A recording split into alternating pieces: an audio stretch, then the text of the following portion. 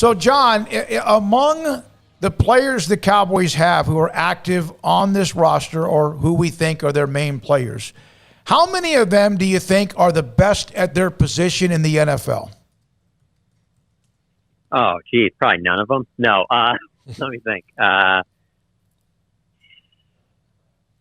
feel like other than Zach Martin at right guard, that's the only one I could think of. Yeah, I wouldn't say any others are. I mean, there's certainly nobody on defense, so you can just get rid of that.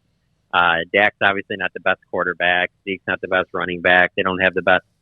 They could have arguably the best wide receiver trio, but none of them individually. So yeah, Tyron Smith didn't have to deal with the injuries that he's had. I mean, he certainly is talented enough to be in that left tackle discussion. But yeah, Martin would probably be the only one.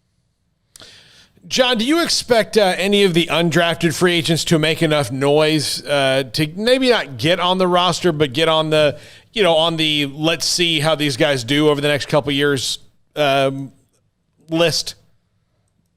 That's a good question.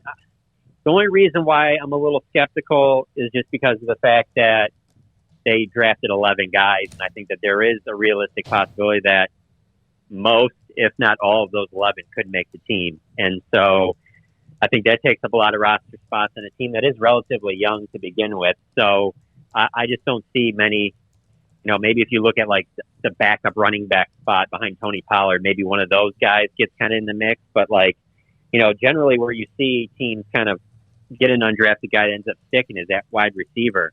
And I just don't see that with this team at all. I think it's pretty set with who the receivers are going to be. So I don't really see a guy there. And then like last year, obviously you see Terrence Steele start and play a lot of the season, and then Brandon Knight, the same thing, who was undrafted the year before.